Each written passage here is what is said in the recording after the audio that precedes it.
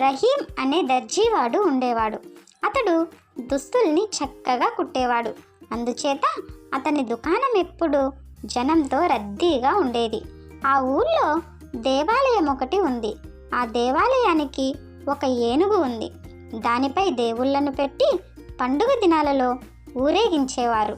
ఆ ఏనుగు ప్రతిరోజు నదిలో స్నానం చేయడానికి రహీం దుకాణం ముందు నుండే వెళ్తుండేది. రహీంకు ఆ ఏనుగుతో ఎక్కువ చనువు ఏర్పడింది.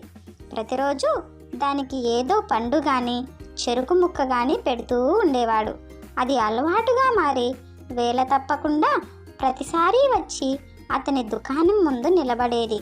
ఏదో ఒకటి అతను ఇచ్చిన తర్వాతనే అక్కడి నుంచి వెళ్ళేది ఏనుగు. ఒక రోజున రహీం తన ఖాతాదారులు ఎవరితోనో గొడవ పడ్డాడు. ఆ రోజు అతని మనస్సు ఏమీ బాగోలేదు. పాపం, ఆ విషయం ఏనుగుకు తెలియదు కదా. ఏనుగు మాత్రం మామూలుగా వచ్చి నిలబడింది. ఎంతసేపైనా రహీం దానికేదీ పెట్టలేదు. తనను చూడలేదేమోనని ఏనుగు ఒకసారి పెద్దగా గీంకరించింది. దాని అరుపుకు చిరాకు పడి రహీం తన చేతిలోని సూదితో తన తొండంపై గుచ్చేశాడు. దానికి ఏనుగుకు చాలా బాధ అనిపించింది. ఆ బాధతో అది వెంటనే అక్కడి నుంచి వెళ్ళిపోయింది. నదిలో స్నానం చేస్తూ రహీంకు ఎలాగైనా బుద్ధి చెప్పాలని ఒక ఆలోచన చేసింది.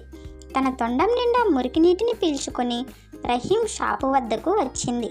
ఇక వెంటనే ఆ బురద నీటిని అక్కడ ఉన్న కొత్త బట్టలపైన రహీం పైన కూడా కుమ్మరించి వెళ్ళిపోయింది.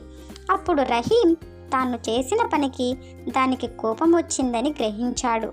ఆ రోజు తర్వాత నుంచి మరలా ఆ ఏనుగుతో స్నేహం పెంచుకోవాలని ఎన్నో విధాలుగా ప్రయత్నాలు చేశాడు. అరటిపళ్ళు, చెరుకు ముక్కలు మొదలైనవి అన్నీ పెట్టినా అది మాత్రం అతని స్నేహాన్ని ఇష్టపడలేదు. చక్కటి స్నేహాన్ని చేతులారా పాడు చేసుకున్నాను అని రహీం తరచూ బాధపడేవాడు. ఈ కథలోని నీతి, అమాయకులపై ఎప్పుడూ మన ప్రతాపాన్ని చూపకూడదు. ఓకే ఫ్రెండ్స్, కథ నచ్చినట్టయితే ప్లీజ్ లైక్ చేయండి, సబ్స్క్రైబ్ చేయండి.